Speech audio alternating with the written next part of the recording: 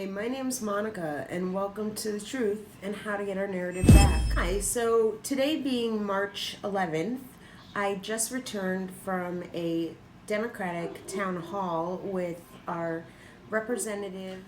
So at this town hall meeting, it was a Democratic held town hall. So you can guess it was a pretty peaceful, hogwash town hall. The word investment, aka taxes, was brought up a lot. Talking about raising taxes because we us Americans, us here in Spokane, we can't live within our means. We Not here. have to just keep raising because I don't get it, but Democrats sure like to give more money to the government. Personally, I don't want to give more government money. I'd rather keep my money, but I don't get it. It must be something in their water that isn't in mine. Not here. Or they got special Kool-Aid because I'm not drinking it. But anyways, so I learned a very valuable lesson today. Often I speak to you guys about how to take their narrative and make it our own, how to switch it around. And I've often given great examples. I've showed how to do it. And today, the game was switched on me. They had it where people would write their questions on a piece of paper, and the format was where each rep and senator would give their little PowerPoint presentation of what's going on, what they're doing. Some stuff good, most stuff not good. The raising of taxes, of course, not being good. Not here. And as they were doing all this, they had asked that people write down their questions on a piece of paper, and the format was supposed to be they'd read some of these questions, and then we'd go to an open forum. And so as they're giving their spiel, I was watching their aides going through each question on a piece of paper. I should have videotaped this, but I was too busy Twitter flaming them. For blasting our Congresswoman Catherine McMorris Rodgers. I personally was taught, and when I worked in the professional world of with camping and with being a director and working with people that I might not necessarily agree with, or that I needed to reprimand, that you never publicly blast somebody. It's just rude. But of course, politics is a little different. And so I believe it was Billing who did it. I could be wrong. So I'm going to take that back. But somebody got up, one of the representatives got up, and they made a really snide, rude comment about our Congresswoman not showing up for town hall meetings. And I just want to remind everyone that our Senator, Patty Murray, has yet to do a single town hall. Not one, not a single one. And she's been around for quite a while. And she hasn't done a single one. Not in Seattle, not in Spokane, not even in Wenatchee. I really like Wenatchee. You guys are awesome. But not one. And they just had to throw that sly in there. But, because when it comes to their own, for Patty Murray, woo! Love that communist. But so I was a little bit flaming Twitter over that one. So, but that's why I didn't get the video. But what these aides were doing was they were going through all the cards, and they were separating them. And as they were doing it, it could have you could have perceived it as they were separating them into topics. But what they were doing is I was watching them. They were smiling with which questions were good, and then no for the bad questions. Not here. And putting them into a different pile. So this whole bit of transparency, fairness, having it be an open forum for all constituents of the third to come to this open house, that wasn't there. Because yes, they were also putting these cards into piles for questions based off topic. They were also censoring. I know they were, based off of their facial expressions. They can say otherwise, not like they're going to watch this video, of course. But if they were, and were to come and say that's not what they were doing, they were. You could tell it. They were also censoring based off of what questions didn't fit their agenda or narrative. What they also did is once they got to the open forum part of the agenda of the town hall, was they started all the way in the back. And a lot of us were more towards the front. And, they're running out of time. But finally, they got up to us in the front. And they let me ask my question. And this is where I messed up. I came in, I thought I was prepared. And I'm the first to admit when I make a mistake. And I will say I made a huge mistake today. I went in too prepared, too cocky, too full of myself, thinking I have them on this topic, I'm going to get them. I didn't do my research properly. I should have done more research, and I didn't word my question well enough. When I went to the People's Town Hall last week on February 28th, I spent 3 hours wording my question. And I think that's why my question, well, rather my statement, my testimony, it wasn't really a question, made such an impact.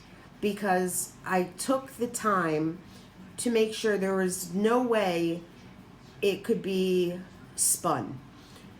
And on this question, I did what I do at city council meetings. I listen to everyone of what they're saying, and then I write down what I'm going to say. And here I did that, and I got spun. There's no way around it. I got spun. So I'm going to read to you what I wrote. This is what I wrote. There has been a steady rise of physical violence, verbal assaults, and even death threats against those who do not align with the Democratic Party. On February 22nd, Congresswoman Kathy McMorris Rodgers made a statement calling on all members of government to be an example and speak out against all hate and violence, and then President Trump did the same on February 28th. So my question to all of you is, why haven't any of you publicly issued any sort of statement in plain speech? This is where I get in trouble. Calling for a stop to this political and hateful rhetoric and threats against those who don't align with the Democratic Party here in Spokane. Not here. It's a pretty straightforward question, but I left open a lot of holes. That's where I made mistake number one. So, of course, right away, the answer is, we do not condone hate in any form. We do not, and we don't want hate in the White House. It's not answering my question, but it's answering the public statement of hate. So they did publicly say that they don't believe in hate of any kind. But they took my narrative and spun it around on me, taking it from me. And that's where I made the mistake. Finished my question, and right away, no hate in the White House. Of course, what they had and what we didn't have was they had the support of the people, which are automatically, stand up, woo, woo, woo! My question is now gone because they were able to swerve away from what I was asking, which was, will you condone hate against people that are not of the Democratic Party, which means Republicans, libertarians, independents, and instead it becomes hate of all kinds. And my narrative is now stolen. It's frustrating because I fight so hard to take their narrative, which was our narrative, which they have stolen and twisted, and bring it back to us, and it was just done to me. And it's my fault, 100% my fault. I should have been more prepared. People ask me all the time, how do I do this? How do I do this? And I'm able to help them or steer them in the right way, or send them to the right person to help them, and I just got played. And it takes a lot to, say I was wrong and I wasn't prepared. But now, what do I do? What if you were in this situation? What would you do? First thing you do is hopefully your question, you have it written up. If not, just write it down. The first thing you do is you write an email to them with that same question, because I wasn't given the opportunity Not here. to ask my follow-up, which would be, but you did not answer my question. What about the people that this is being done to? This harassment, this political violence. Like, just on Saturday at the Spirit of America rallies all over the country, Trump supporters were hurt. It got violent between protesters and Trump supporters on the West Coast. You don't hear party leaders coming out saying, we disavow this. You don't hear this. And if you do hear something, it's in politispeak. It's not said in just, is it so hard to just say, I disavow violence against anyone, regardless of their political affiliation? Or, as the Democratic Party, we do not stand for Democrats or people that say they are Democrats hurting, harassing, or using the most vile language possible against supporters of another party or that don't have a party. Not here. It's not hard just to say that. You don't need a speechwriter to make you a speech to say that. I know that the whole thing now is no PC, but I think the next thing that we need to fight is no more polititalk. Talk to us like human beings. You expect us to come to you with our questions and concerns, and we speak to you like human beings. Can't you speak back to us like human beings? Not that hard. It's not that hard to say Democrats, liberals, Republicans, independents. No more name calling. I say it all the time. You don't hear me using the word snowflake. You don't hear me saying the word libtard. What other terms? Come up with the term. Promise you don't hear me saying it. But yet, it's okay that I'm called a Nazi scum or a racist, or there's words I think if I say them, YouTube might ban the video. But you don't hear words like this coming from the Republican Party, yet we're accused of saying these words. What's going on here? Double standard? Maybe. At the end of the town hall today, as usual, whenever I get to speak, there's always these people that come up to me and thank me for what I said. I don't get it, because usually I'm speaking from the heart, and what I'm saying, in my opinion, sounds like just normal common sense things. I'm just usually talking about just speaking against anti-Semitism, or bringing up a press release or a statement Congresswoman Catherine McMorris Rodgers might have said that for some reason nobody heard about here. Not here. Even though it made national news. Or like today, talking about how asking our representatives to stand up and make a public statement disavowing hate against members of opposing parties or not politically affiliated with parties, which of course they completely did the opposite of. And I will show the response and their answers as well, which you're going to see right now, their response to my question. Yeah, we did issue a public statement after the tragic acts that happened at Martin Luther King Jr. Center, where kids that we got to visit up at, we were talking about early learning, just outside their window there was hateful acts in our community. So we condemn all hate. I'm pleased, I know that Philip Tyler from the NAACP is here, and he's been leading the charge in a community-wide effort. He's been around the table with Congresswoman McMorris Rogers. Philip, if you can raise your hand. But quite frankly, the scope of this administration using tools at their disposal through executive orders is wrong, and we're not going to stand for that at all.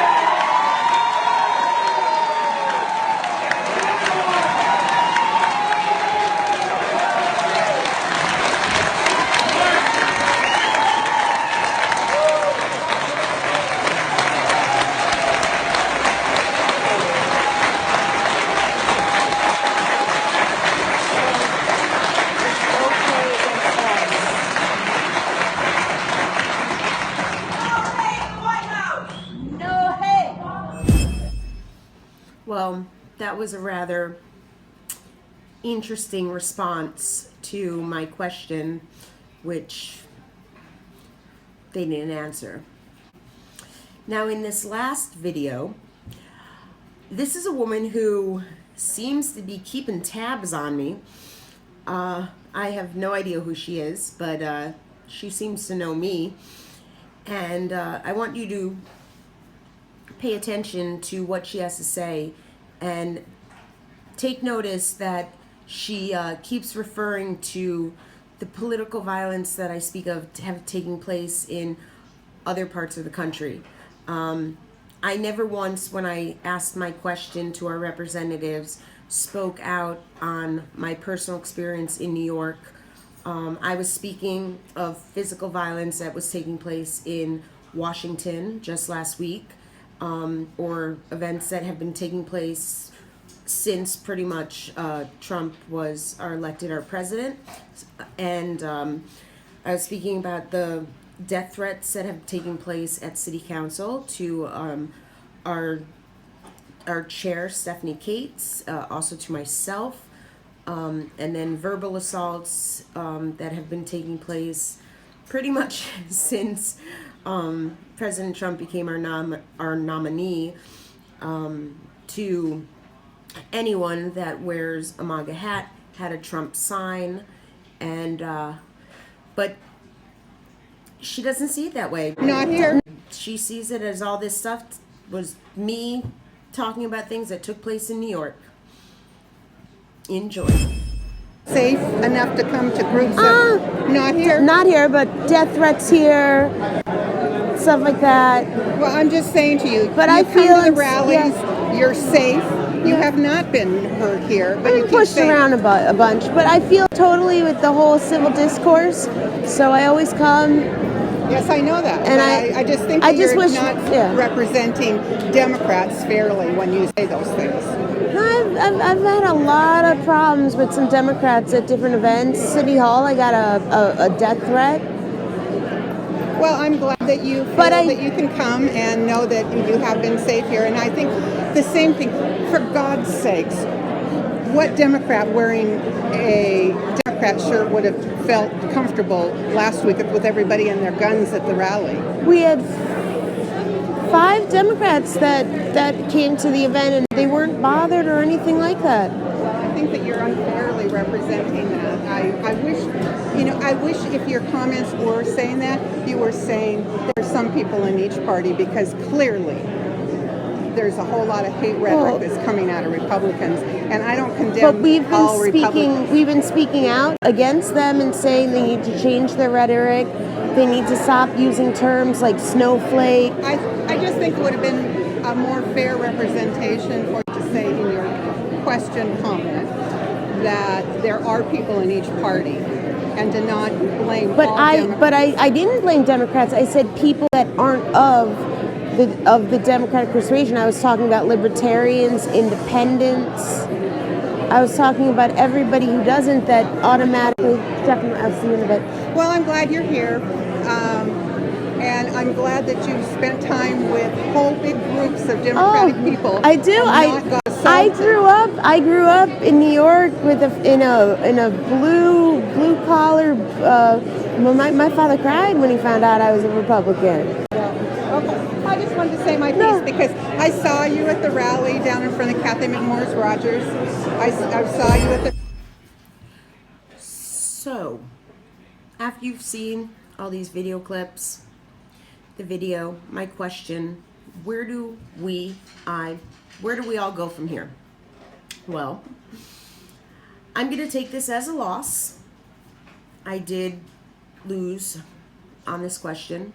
I did have the narrative taken away from me, but I did learn that sometimes I get a little cocky, and sometimes you will do that as well, especially when you think you have the perfect question, the perfect, oh, I'm going to get them on this because I know they have no choice but to come out and admit, no, they don't. And it's hard. It's hard to admit that the question itself was right. The topic was right, and they do have an obligation to admit that these things are happening. But they were able to spin it around and use their narrative, which is a narrative that isn't true. In their minds, there's hate coming out of the White House. Yet, when they're able to turn off the mic, so you're not able to say, prove it, or you didn't answer my question, the game's against you. And so in instances like this, you have no choice but to use other outlets or to send them these emails asking for proof. Because it's kind of like it's kind of like a court case, you know, innocent until proven guilty. And it's all up to the prosecutor to prove everything. Even though you know for a fact that that person did the crime, unless you can prove it, there's nothing you can do. And so going forward, with more of these events hopefully happening, and maybe we'll get in a town hall with Patty Murray, that would be a fun one. We have to be more organized ahead of time. We have to have more people come out to these events. I mean, the place was called, the event was held at the Washington Cracker Factory, and which that alone just makes me laugh. And it was a Democrat hogwash, self-entitled love fest. That's what it was. None of the issues were really spoken about. They were in love with the fact that they want to raise taxes. And the people that were there to talk about the taxes weren't able about how can you 2/3 of us voted against new taxes, but the people that were there to talk about that were not able to speak. And we need more people to come out to these events and be able to stand up when something like this happens, where one of us has our narrative stolen, that we can back them up rather while they're cheering. You know, there isn't hate coming out of the White House. And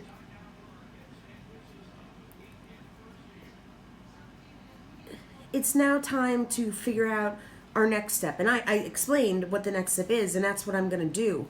But then there's also like that woman who you got to see the video of her spewing, I don't know what planet she's on or what she's taken, because she's on some other planet.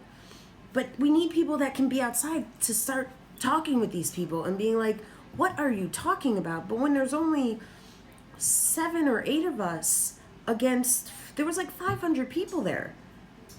what do you expect us to do?